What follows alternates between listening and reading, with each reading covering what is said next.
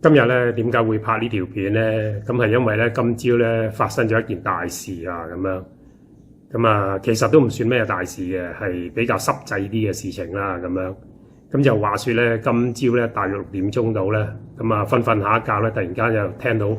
嘣一聲嚇，好大聲，非常之大聲嚇，咁樣。咁啊唔知發生咩事。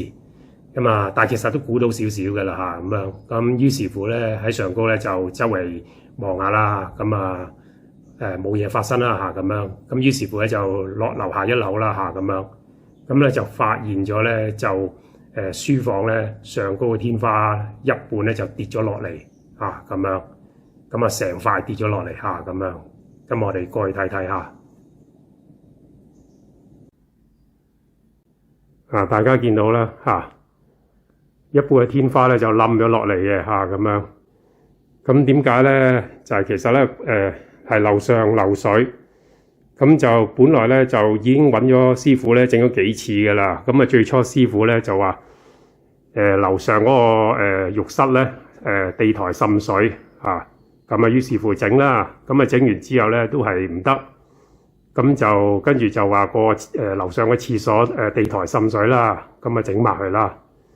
咁啊整完都係有漏水嘅情況出現，咁啊跟住而家就懷疑咧。就上高嗰個牆裏邊嗰啲水喉咧可能裂咗咁樣，咁啊所以有漏水啦咁樣。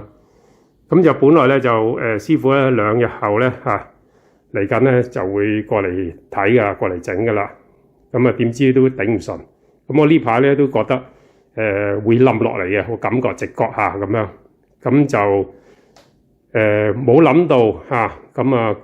今朝啦咁樣啦。真係冧咗落嚟嘅咁樣咁好彩係朝頭早冇人喺樹如果唔係咧大鑊啦幾恐怖，好污糟啊其實因為有水滴添啊仲，其實好多嘢。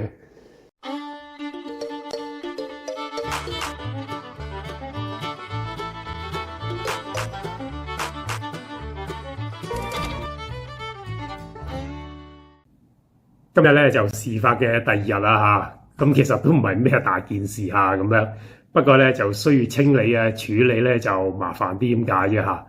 咁啊嚟到我哋呢個年齡咧，有咩未見過老實講咁樣。咁本應咧就我哋係揾呢個嘅師傅咧嚟清理佢嘅咁樣。咁不過咧因為嗰啲石膏板咧積咗一段時間嘅水咧，就積咗好多一啲嘅類似水蛭虱仔嗰啲咁嘅昆蟲仔咁啊，見到都得人驚咁啊，所以咧，琴日佢冧咗落嚟咧，我就嗱臨咧就一個人搬出去都幾重下嘅咁不過咧，啲石膏板咧就比較脆弱嘅，咁基本上你一剝佢就爛嘅啦。咁啊，分幾輪啦，搬出去啦咁樣咁啊，我哋過去睇睇下。咁啊，大家見到咧，上高個石膏板咧係成塊冧咗落嚟嘅。咁啊，好彩事發咧係朝頭早6點鐘。如果喺晏晝時段咧，有人喺下低咧，咁就大件事啦，真係。咁啊，啲石膏板我都處理咗佢啦，好乾淨啦，而家咁因為咧石膏板咧積咗一段時間嘅水咧，就勾咗好多昆蟲見到都得人驚所以嗱臨搬走佢先咁咧，大家咧就見到咧上高咧仲有一支支嗰啲嘅水柱白色嗰啲咁樣。咁因為咧就積咗好耐水咁樣，就要揾師傅去搞嘅呢啲就咁可想而知咧，一啲嘅鐘乳洞咧，其實未開放俾人參觀嗰陣時咧，就應該都幾污糟下應該好多昆蟲喺入邊好啦，咁我哋過翻嗰邊再傾好啦，咁講完呢個嘅冧天花事件之後咧，我就想同大家分享下咧其他嘢咁最近咧網上咧就有一位持 MM2H 嘅香港 YouTuber 咁因為一啲言論咧就俾好多人抨擊咁但係我又唔係想講佢咁我係想講咧喺呢個 social media 嘅年代咧，好多人咧睇一啲 YouTube 或者 Facebook 或者 IG 咁樣咧，就睇得好認真咁樣。咁其實咧呢啲咁嘅video 呢啲視頻咧，其實咧只不過係生活上嘅一點一滴嘅一啲少少嘅環節啫咁樣，就唔係佢哋嘅全部咁樣。咁唔需要咁認真，我又覺得咁咁啊，我唔算一個稱職嘅 YouTuber 啦嚇，咁我拍 YouTube 只不過係想識多啲嘅大馬嘅朋友啦嚇咁樣嚇，所以大家見到我咧好耐先拍一條片咁啊，希望大家見諒啊嚇。咁啊，另一方面咧，就我見到一啲嘅 YouTuber 咧咁佢當正自己咧係一個大明星咁樣啊。咁啊，其實係人都拍到 YouTube 嘅啦咁樣，咁啊，只不過拍得好唔好啦咁樣咁解啫嚇。咁你越識得多嘢，見識越多咧，其實咧你會發覺咧自己咧係微不足道啊，其實係嚇。咁尤其是咧你了解呢個嘅幾百億光年嘅浩瀚宇宙正所謂呢個嘅宇宙穹蒼咁樣，咁啊自己咧只不過係微塵中嘅一粒微塵渺小到咧就不值得一提，我覺得係咁我帶大家去睇一啲嘢過嚟。好啦，咁又嚟到呢個危險地帶我書房咁大家見到呢啲咧，就係我以往一啲嘅傳媒咧採訪我嘅報道嘅一啲嘅報紙同埋雜誌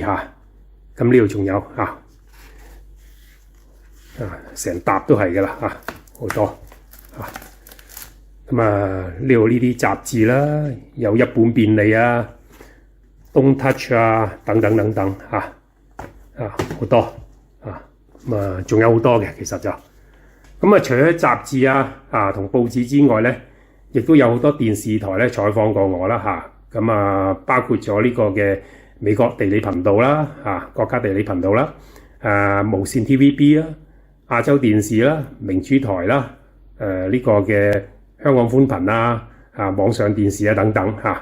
咁包括咗一啲嘅新聞財經透視東張西望都有報道過嘅等等咁基本上咧就我開每一間公司咧都有好多傳媒咧報道過嘅咁樣。好啦，咁我哋要離開呢個危險地帶去第度講再好啦，咁又翻嚟大廳咧，同大家繼續傾咁因為嗰邊咧始終有少少危險性，唔知另外嗰一半天花咧會唔會冧落嚟咁我想帶俾大家一個咩信息咧？咁樣咁其實我係想講俾大家聽，好似我咁樣曾經俾好多傳媒報道過採訪過，又如何？咁又係一個微不足道嘅少少人物咁樣。咁呢啲所謂鏡花水月咧，其實不值一提咁所以咧，我希望一啲嘅 YouTuber 咧都唔好當正自己個大明星咁樣OK，咁我拍 YouTube 都係純粹識多啲大馬朋友咁樣。好啦，咁下次再見。今日講到呢個為止。